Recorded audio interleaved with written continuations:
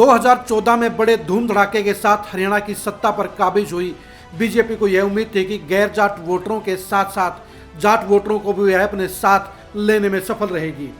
जाट वोटरों को अपने साथ जोड़ने के लिए बीजेपी ने आधा दर्जन से ज़्यादा बड़े जाट चेहरों को आगे करने का काम किया, उन्हें बड़ा रुतबा देने का काम किया, उन्हें मंत्री बनाने का काम किया, उन्हें संगठन में बड़े पद देने का काम किया।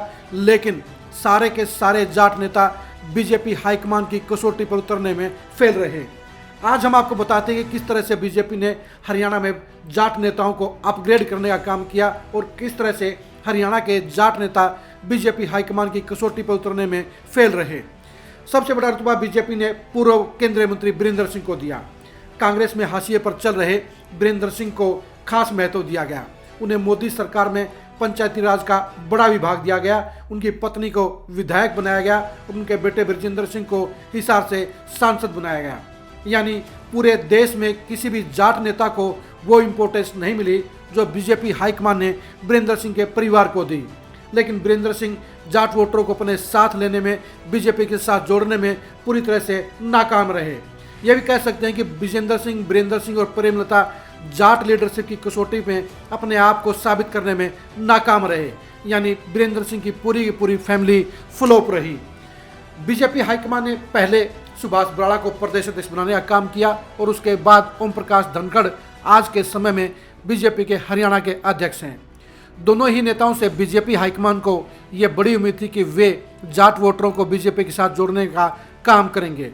लेकिन हालात ये हैं कि दोनों के दोनों बड़े जाट नेता 2019 के चुनाव में विधानसभा का चुनाव हार गए। यानी जो नेता अपनी ही सीट नहीं जीत पाए वो बीजेपी को जाट वोटरों से मालामाल कैसे करेंगे, ये कैसे सही साबित हो सकता था। कैप्टन अभिमन्यु पहली बीजेपी सरकार में बड़े हैवीवेट मंत्री रहे, लेकिन वे भी चुनाव हार गए। धर्मवीर सिंह को बीजेपी ने 2 बार से भिवानी महेंद्रगढ़ सीट से सांसद बना रखा है, लेकिन वे भी बड़े जाट नेता नहीं बन पाए। इसका कारण ये भी हो सकता है कि धर्मवीर सिंह को बीजेपी ने वो इम्पोर्टेंस नहीं दी जो उनको मिलनी चाहिए थी, इसलिए धर्मवीर सिंह भी जाट वोटरों में लोकप्रियता हासिल नहीं कर पाए। वर्तमान समय में बीजेपी के पास कई जाट नेता काम कर रहे हैं। इन जाट नेताओं के तौर पर कमलेश ढांडा खट्टर सरकार में मंत्री हैं, लेकिन पहली बार मंत्री बनने वाली कमलेश ढांडा न तो मंत्री के तौर पर सफल रही, न ही विधायक के तौर पर सफल रही और न ही जाट नेता के तौर पर उभरने में सफल रही।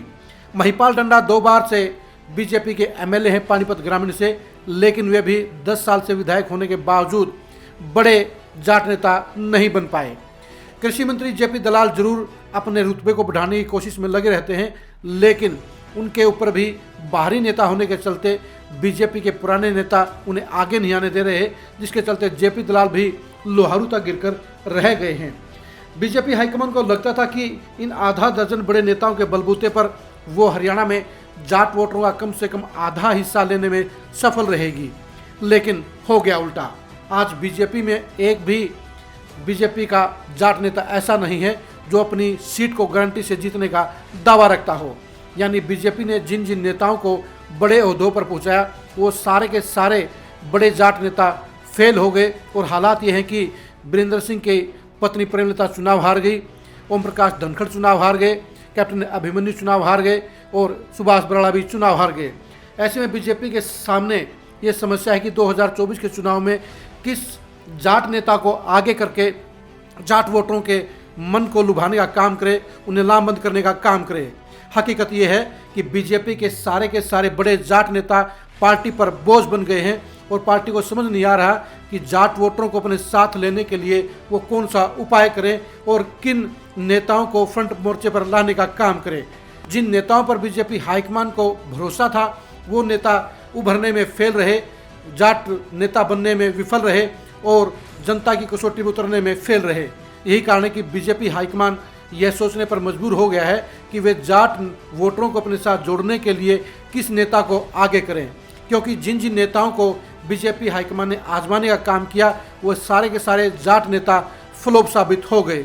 अब देखने की बात यही है कि 2024 के चुनाव में तीसरी बार सत्ता हासिल करने के लिए बीजेपी जाट वोटरों को लुभाने के लिए किस जाट नेता को आगे फ्रंट मोर्चे पर लाती है, किसका प्रमोशन करती है, या इन पिटे हुए मोहरों के साथ ही बीजेपी हाईकमान काम चलाने को मजबूर होगा। बीजेपी के जाट नेताओं की इनसाइड स्टोरी के लिए आप लगातार खरी खरी न्यूज के साथ जुड़े रहिए। नमस्कार।